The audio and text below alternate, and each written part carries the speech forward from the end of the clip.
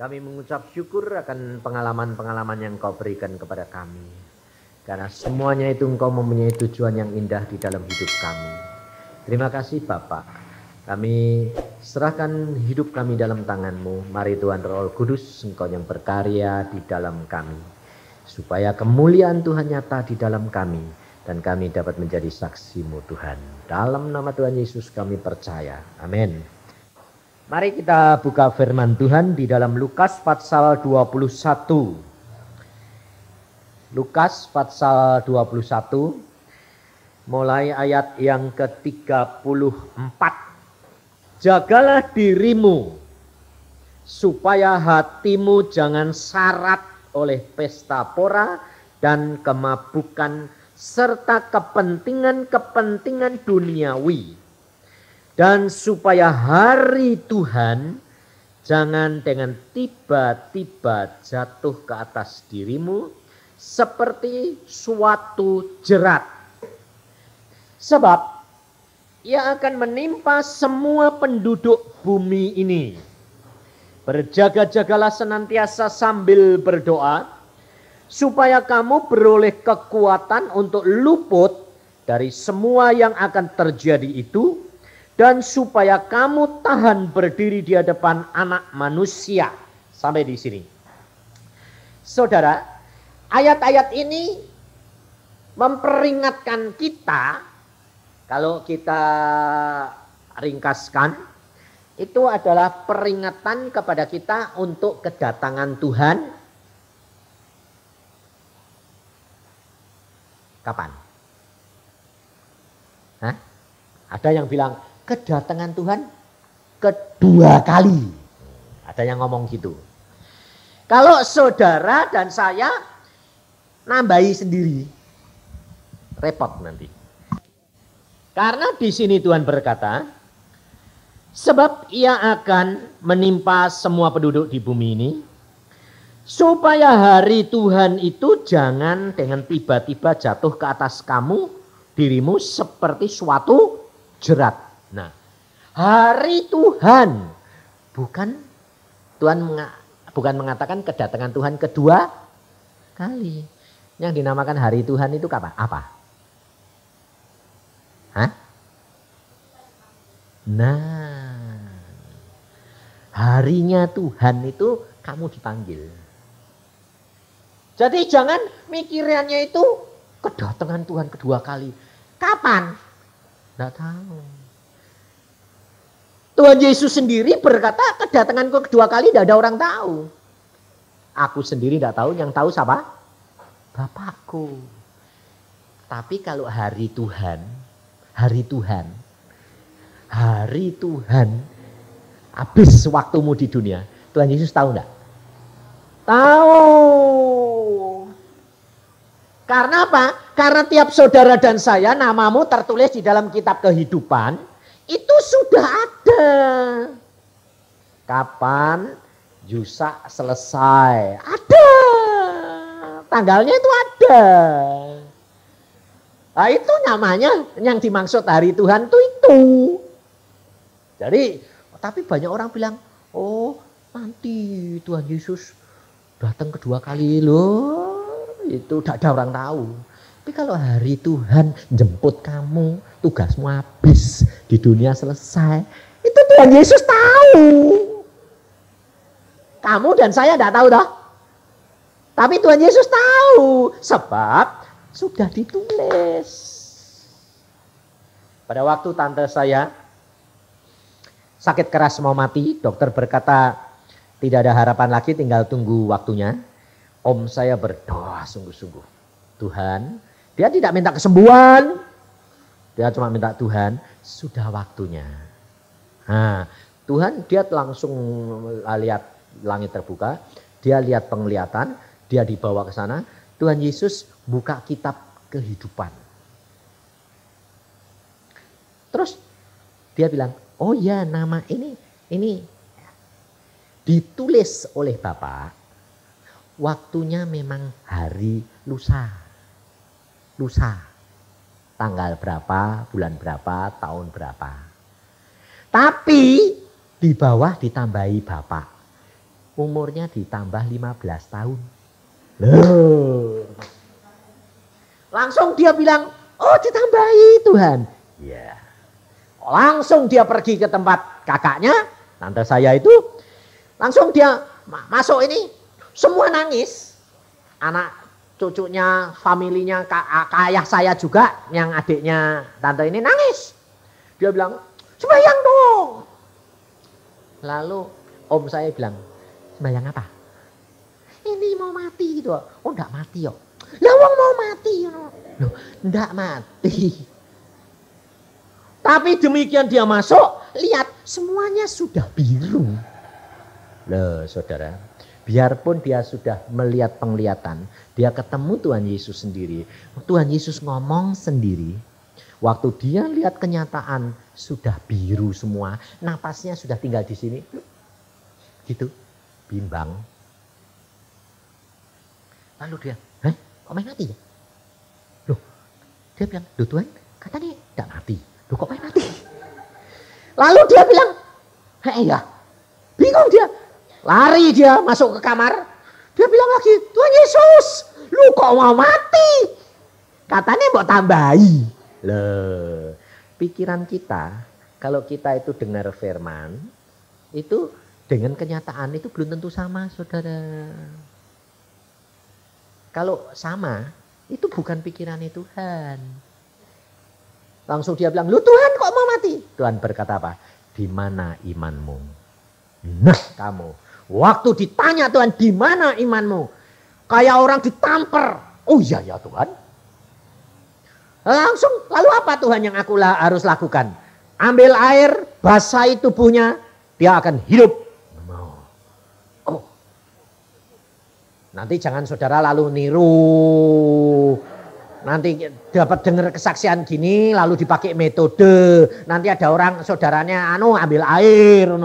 Enggak, jangan. Kalau enggak, Tuhan yang merintah, jangan. Nanti jadi dukun. Waktu dia bilang, enggak kok, Tuhan bilang hidup. Dokternya bilang, apa? Pikirnya, wah disinting. Ngambil air, di baskom basahi semua, dikuasai air, basahi malahan. Dokternya bilang, loh kok malah mau basahi?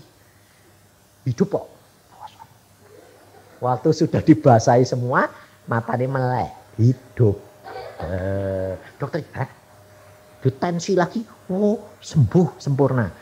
Betul-betul tambah 15 tahun. Saya menghadiri hari yang 15 tahun terakhir. Tuhan berkata, saya bilang, Tuhan aku mau lihat tanteku pulang. Ini kan besok tanggalnya 15 tahun.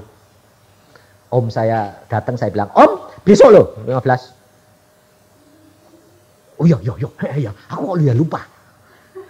Langsung dia bilang, Tuhan bilang, habis. Orang yang di dalam kamar bilang, dia bilang, hitungannya Tuhan tuh jam 6 pagi. Pokoknya yang saling nanti lebih dari jam 6 ya ada tambahan lagi. Jam 6 tepat, jam saya bilang, tit, sana bilang, berangkat. Loh, Tuhan itu luar biasa loh. Saudara, kalau ini ayat dikatakan, saudara dan saya harus jaga dirimu, dikatakan, supaya hatimu jangan syarat oleh pesta pora dan pemabukan dan kepentingan-kepentingan dunia. Ini Tuhan tuh tidak pesan kamu, jangan kamu pesta-pesta terus mabuk-mabukan. Bukan itu. Kalau gitu kan banyak orang Kristen yang sudah siap. Enggak. Tuhan itu maksudnya, jangan itu pikiranmu itu serakah kepengin segala macam loh. Terus terang jujur sampai sekarang masih kepengin semua enggak? Pengen dong? Masih kepengin dong? Itu hati-hati.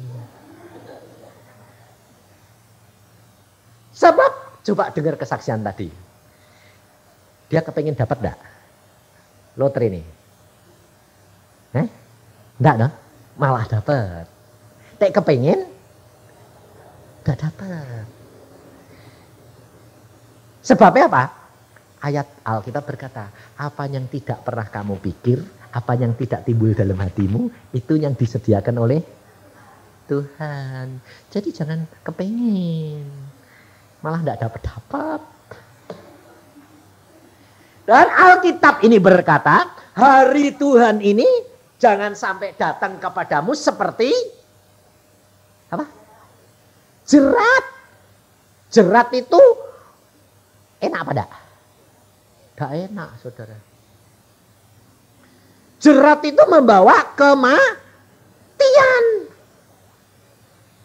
Maka dari itu saudara harus waspada. Kita belajar tidak apa yang ada di surga nanti, apa yang kita nikmati di surga, itu ditetapkannya di sini. Apa yang kau lakukan untuk Tuhan, apa yang firman-Nya pesan kepada kamu, itu yang akan engkau nikmati di surga nanti. Maka dari itu firman Tuhan berkata apa? Apa yang kamu ikat di sini terikat di surga. Apa yang kamu lepaskan di sini terlepas di surga. Jadi kalau saudara melepaskan imanmu tentang hal Yesus Kristus Tuhan, murtad, kamu juga kehilangan di sana enggak? Iya, makanya itu. Maka dari itu saudara harus perhatikan, hati-hati. Sebab apa yang kau dan lakukan itu Tuhan sudah berikan contoh. Dunia dan surga. Kita belajar supaya jangan sampai kita terjerat pada waktu hari Tuhan datang. Kenapa? Sebab Tuhan selalu mengajar surga dan dunia itu sama. Artinya sama, cara jalannya itu sama. Kita belajar dari dua. Satu dari Yusuf, satu dari Tuhan Yesus. Yusuf diberi mimpi oleh Tuhan bahwa dia ditetapkan jadi raja. Ya dah? Di dunia atau di surga? Dunia. Tuhan Yesus setelah di dalam dunia ini diangkat jadi raja di atas segala raja. Di mana? Surga. Dua orang. Ya dah? Jasmaninya Yusuf, rohaninya Yesus. Perhatikan jalannya sama. Maka dari itu saudara harus mulai belajar akan rencananya Allah dan cara berpikirnya Allah. Karena itu yang membawa saudara dan saya berhasil. Lalu nanti kita belajar bagaimana caranya menghadapi kenyataan demi kenyataan. Nah, pertama kita belajar dari Yusuf. Kita lihat bahwa Yusuf itu ditetapkan oleh Tuhan menjadi raja. Tetapi pada waktu dia ini cerita sama saudara-saudaranya dan ayah bundanya, saudara-saudaranya malah dukung atau malah menjatuhkan? Hah? Nah, menjatuhkan dah. Membuat dia senang atau malah benci? Benci. Saudara tahu apa yang perbuat oleh teman oleh saudara-saudaranya, kakak-kakaknya itu baik apa jelek? Jahat apa baik? Jahat. Itu perbuatannya siapa? Kakak-kakaknya. Dimanfaatkan oleh Tuhan enggak? Dipakai oleh Tuhan enggak? Yang jelek kutuk dirubah menjadi berkat. Bisa enggak? Kalau saudara dan saya yakin enggak kalau kamu itu Tuhan punya rencana dalam hidupmu? Rencananya pasti baik. Yakin? Nah, lalu kalau kamu mengalami musibah, mengalami perlakuan terhadap orang-orang di sekitarmu yang enggak enak, kamu gerutu atau kamu tahu bahwa itu masuk dalam proyeknya Tuhan? Kalau saya tanyai, tahu. Harusnya apa? Ngucap syukur. Ngerti? Ngerti toh? Kalau harus ngucap syukur ngerti toh? Tapi prakteknya? Nah ya itu. Banyak orang Kristen itu ngerti, tapi prakteknya enggak. Kalau engkau itu mengasihi Yesus, bukan mengerti, tapi melakukan. Maka Tuhan Yesus pesan jangan sampai hari itu menjadi jerat buat engkau. Yusuf gak ngerti. Dia taunya bahwa dia mimpi begitu. Tapi dia tidak tahu jalannya itu harus dia menderita. Nah, apa yang terjadi? Coba lihat apa yang terjadi dengan hatinya Yusuf. Loh. Yang penting itu lihat hatinya. Jangan Yusuf akhirnya jadi raja. Bener, penak. Hati ini, jadi yang dialami Yusufnya itu loh bagaimana. Lihat di dalam Kejadian pasal yang ke-42. Supaya kita belajar bagaimana menghadapi kenyataan itu. Loh, begitu. Di dalam Kejadian pasal 42 ayat 21. Ini bukan pengakuannya Yusuf, tapi ini pengakuan saudara-saudaranya yang lihat keadaan Yusuf. Ayat 21. Mereka berkata seorang kepada yang lain, betul-betullah kita menanggung akibat dosa kita terhadap adik kita itu. Bukankah kita melihat bagaimana sesak hatinya ketika ia memohon belas kasihan kepada kita. Ini pernyataan daripada Ruben, kakaknya. Ruben, kakaknya. Yang minta kepada adik-adiknya, sudahlah jangan, adikmu itu jangan kamu masukkan perigi ke dalam perigi yang kosong, mati nanti. Kakak-kakak bilang, tidak peduli. Kita mau lihat mimpinya jadi pada. Dan ternyata apa yang dialami oleh Yusuf bukan sukacita tuh. Ucap syukur tuh. Hatinya apa? Sesek. Sakit.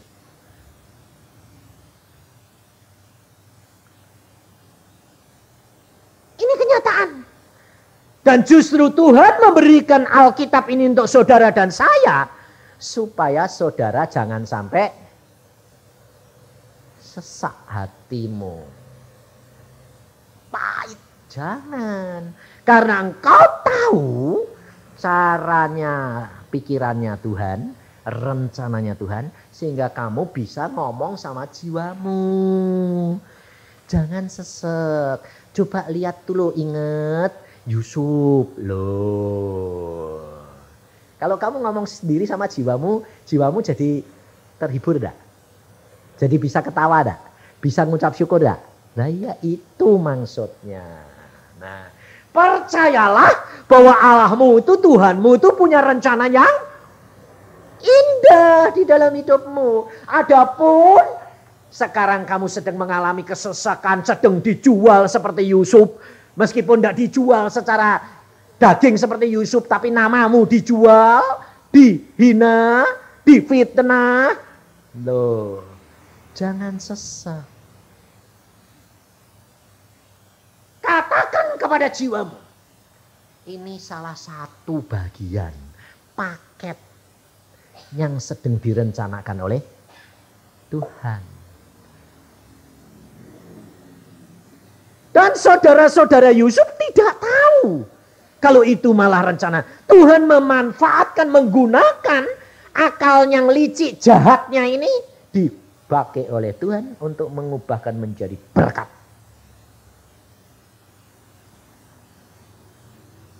Tuhan itu luar biasa. Nah, setelah hal ini kejadian, sebab Tuhan mau mengangkat Yusuf jadi raja di Mesir. Kalau Yusuf tidak jadi warga Mesir, bagaimana jadi raja? Tapi untuk jadi warga, jadi budak. Nah itu caranya Tuhan. Turun dulu, loh, sampai paling bawah, nanti sampai di atas. Kalau manusia ndak, dirintis dari mulai ndak punya sampai punya. Ya dah. Tapi kalau Tuhan ndak, dari punya ndak punya sampai habis, mental punya. Loh, itu pikirannya Tuhan. Masuk pikiranmu ndak? Hah? Ndak dah. Sampai sekarang belum mudeng kamu, belum ngerti. Ndak bakal sampai-sampai kowe nanti. Saudara dan saya itu harus belajar pikirannya Tuhan. Kalau kamu belajar pikirannya Tuhan, bisa mengatasi semua, menerima. Engkau harus jangan sampai kehilangan iman. Karena iman itu apa? Percaya akan sesuatu yang diharapkan dan bukti dari sesuatu yang tidak kelihatan. Berarti bakal jadi loh. Ngerti tidak? Tapi harapanmu jangan putus. Kalau sesek, hati ini panas, jengkel, kecewa, harapannya macet gak? Macet. Ngulang lagi. Oke. Yusuf, dia tetap harapnya kepada Tuhan. Tetap. Sampai masuk penjara sekalipun, dia tetap berharap pada Tuhan. Jadi, setelah jadi, sekarang semua saudara-saudaranya bilang apa? Kami minta ampun. Coba kita lihat di dalam Kejadian 50. Apa yang dikatakan oleh Yusuf? Kejadian 50 ayat yang ke-17. Mulai ayat 17. Beginilah harus kamu katakan kepada Yusuf. Ampunilah kiranya kesalahan saudara-saudaramu dan dosa mereka. Sebab mereka telah berbuat jahat kepadamu. Maka sekarang ampunilah kiranya kesalahan yang dibuat hamba-hamba Allah ayahmu. Lalu menangislah Yusuf ketika orang berkata demikian kepadanya. Juga saudara-saudaranya datang sendiri dan sujud di depannya. Serta berkata, kami datang untuk menjadi budakmu. Jadi saudara-saudaranya mengaku lalu menyerahkan diri jadi budak. Tapi apa kata Yusuf? Tetapi Yusuf berkata kepada mereka, janganlah takut, sebab aku inikah pengganti Allah. Dia sadar bahwa semua rencana Tuhannya. Memang kamu telah mereka-rekakan yang jahat terhadap aku. Tetapi Allah telah mereka-rekakannya untuk kebaikan. Dengan maksud melakukan seperti yang terjadi sekarang ini. Yaitu memelihara hidup suatu bangsa yang besar. Kalau saudara dan saya membaca Alkitab dan merenungkannya, menghayatinya.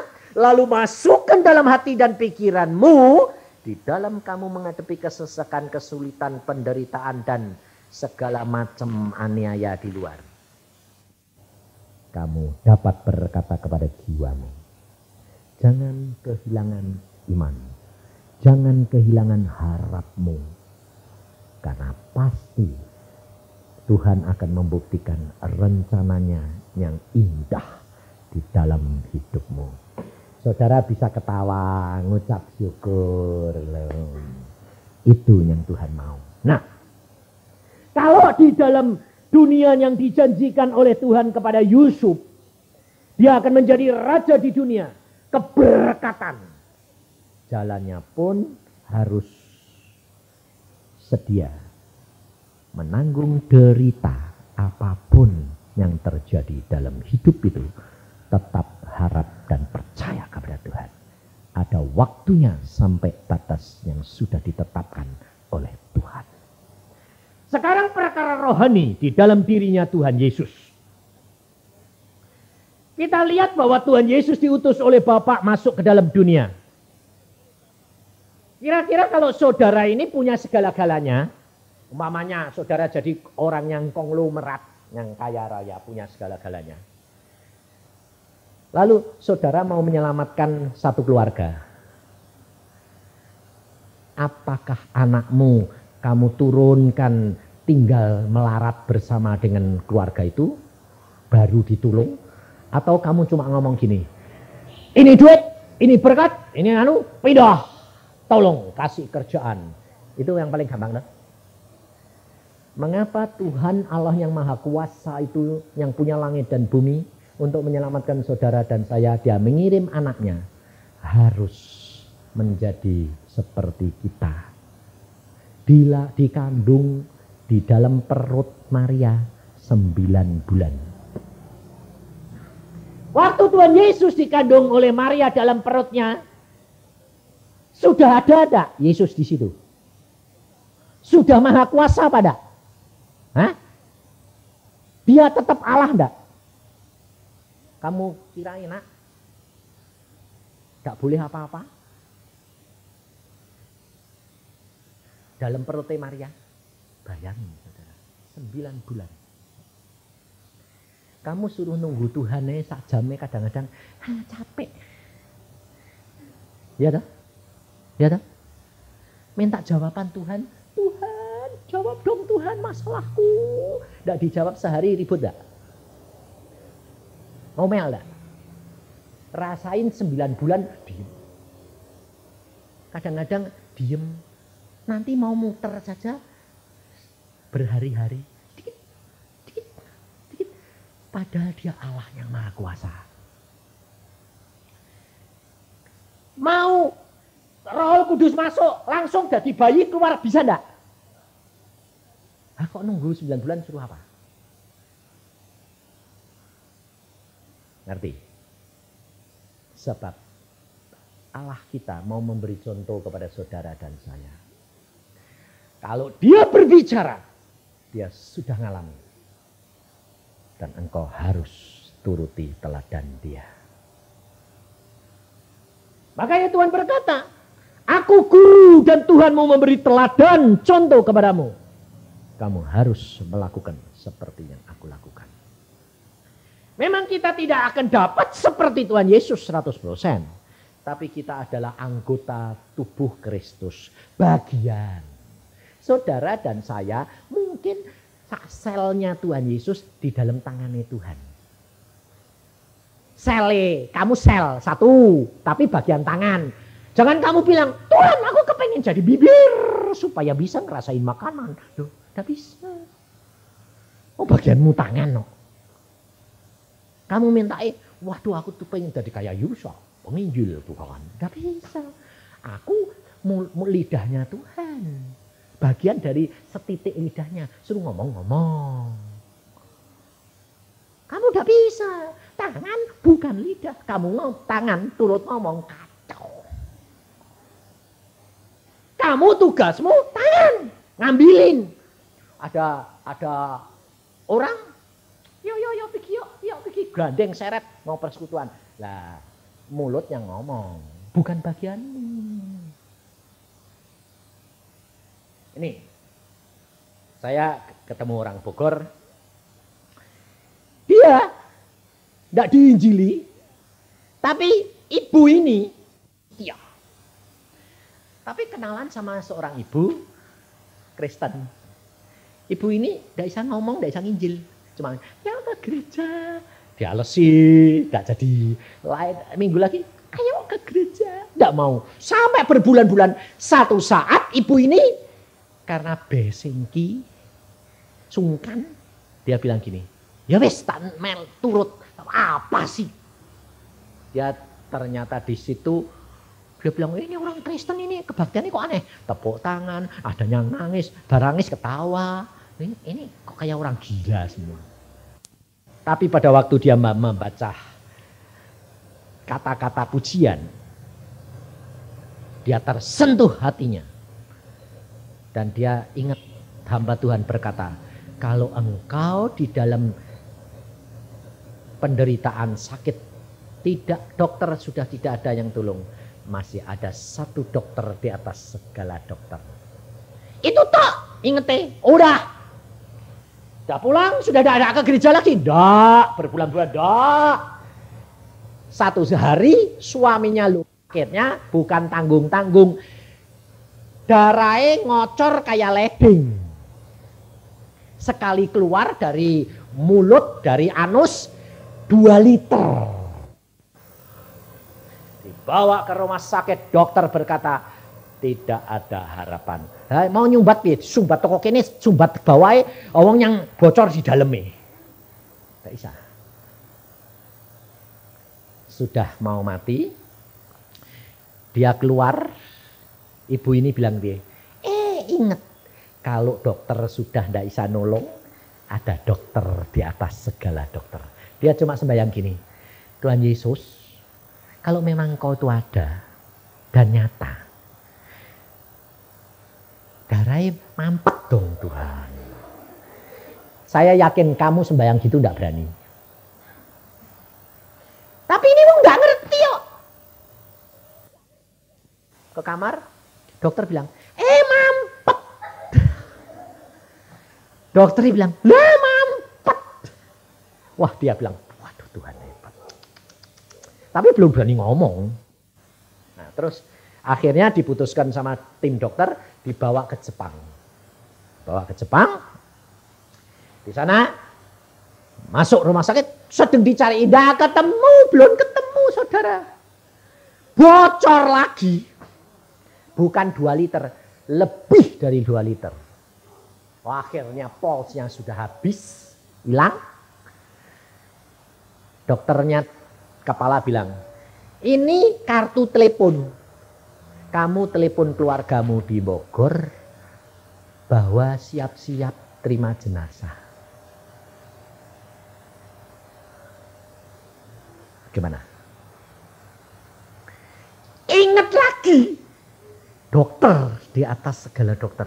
Masuk, dia lari masuk ke ruangan itu sendiri. Sudah tidak malu-malu. Dia teriak, suaminya dipegangi. Yesus, tolong Tuhan Yesus, tolong. Engkau sanggup memberhentikan darah ini. Engkau sanggup berhentikan Yesus. Teriak-teriak di kamar itu. Dokternya yang megangi pulsnya. Pulsnya jalan. Berhenti darahnya. Setelah berhenti 2 hari kemudian dicari dengan alat yang baru ketahuan. Ternyata pembuluh darah dalam perut itu bocor semua. Terus kemudian dipatri sama alat. Wah, sembuh. Tapi dokter berkata perawatannya membutuhkan 3 bulan. Waktu sudah 5 hari dia dipanggil ke kantor. Suruh bayar berapa? 7 juta. 5 hari 7 juta. Kalau 3 bulan berapa? Ratusan juta. Nah, dia bilang, waduh, tidak punya duit. Lah lucunya setelah 5 hari itu tidak ditagih-tagih. Sampai akhir. Waktu sudah akhir, suaminya sudah beres, suruh pulang, dipanggil ke kantor dia.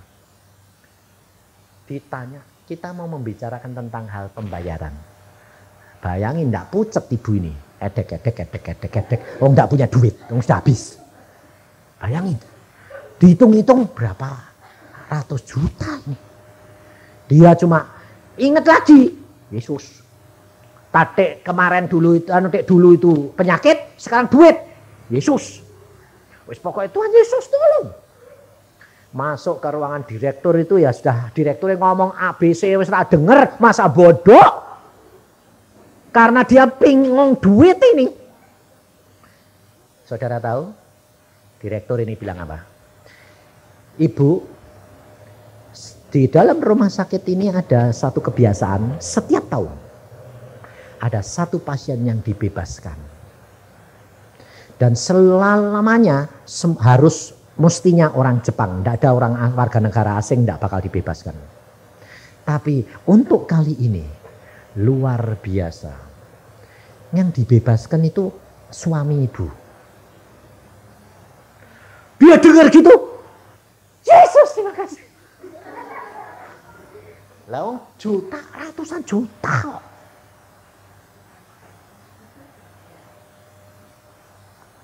Betul-betul isi Alkitab digenapi tidak? Apa yang tidak pernah kamu pikirkan, apa yang tidak pernah timbul dalam hatimu, itu yang disediakan oleh Tuhan. Sekarang dia menjadi orang Kristen, pulang langsung dia jadi orang Kristen, bertobat sama suaminya dan orang tuanya pun bertobat. Ada kehidupan kekristenan, kamu harus belajar benar-benar dari hidupnya Tuhan Yesus. Yesus rela menantikan untuk mengganti saudara dan saya. Dan untuk menjadi raja di atas segala raja di surga dan di bumi. Dia harus membayar harga itu di bumi, bukan di surga. Karena memang dia itu Allah sendiri. Untuk mendapatkan kedudukan di surga, dia harus bayar di bumi. Maka dari itu saudara, belajar firman daripada Tuhan. Menghadapi penderitaan demi penderitaan karena Tuhan itu punya rencana. Itu sudah merupakan paket yang saudara dan saya harus alami. Jangan kehilangan harap, jangan kehilangan iman. Percaya bahwa ini semuanya masuk dalam rencananya dia. Jangan menyalahkan, jangan menghakimi orang yang dipakai. Apa orang yang dipakai untuk seperti saudara-saudara Yusuf ini enak apa? Tidak enak, dia bayar harganya. Kalau saudara tahu hal ini, saudara akan mengucap syukur. Saudara akan berdoa untuk orang yang menyebabkan kamu sesek hati dan sakit hati. Saudara tahu, karena kalau kamu berdoa, kamu mengampuni, kamu mengucap syukur, upahmu double 2 kali. Lebih cepat. Tapi kerap kali kita tidak bisa lepas daripada sesek hati. Sakit hati. Rugi. Yusuf bayar berapa tahun? Dari umur 17 sampai umur 30 dia baru jadi raja. Berapa tahun dia bayar? 13 tahun. Waktunya sudah singkat. Tuhan tidak menuntut saudara seperti Yusuf. Yesus sendiri bayar berapa? 33 tahun penderitaan di dalam dunia. Tuhan tahu waktunya sudah singkat. Tidak disuruh lagi. Tuhan hanya mau orang yang nurut melakukan firman. Ucap syukur. Cepat sekali sampai. Jangan sampai engkau harus bayar lama. Sebab setiap orang sudah punya target. Harus segera diraih. Berlomba cepat mengejar waktu. Karena waktunya sudah amat singkat. Ampuni. Kasihi. Mengucap syukur. Jangan kehilangan iman dan harapmu. Percaya rencana Tuhan indah. Dan kita harus meraih selama kita di dalam dunia. Sampai kita nanti pulang. Hari itu datang. Tidak seperti jerat. Tapi hari Tuhan datang membawa hadiah. Dan upah bagi kita semuanya. Karena firman Tuhan yang berkata. Kalau engkau mencari Tuhan dengan sungguh-sungguh. Kau akan mendapat upahnya. Bukan jerat lagi, tapi upah bagi kita semua. Amin. Mari kita berdoa. Tuhan, firman-Mu sudah hamba sampaikan. Anak-anak-Mu sudah mendengar. Dan Engkau Tuhan Roh Kudus berbicara terus. Kejar anak-anak-Mu ini Tuhan. Supaya mereka menyadari dan mengerti rencana-Mu yang indah itu. Karena hamba tahu bahwa rencana-Mu luar biasa. Engkau merencanakan yang baik, yang indah bagi kami. Dan ingatkan kami senantiasa peristiwa Yusuf dan peristiwa Tuhan Yesus. Supaya kami tidak putus harap. Dan iman kami naik terus seperti Raja Wali terbang tinggi. Menjaga kekudusan, menjaga kasih Yesus, mengampuni, melayani, dan memberkati. Terima kasih Tuhan, dan kasih setiamu ini, karena Engkau begitu baik kepada kami. Mari saudara kita renungkan dan kami berdoa, pribadi demi pribadi.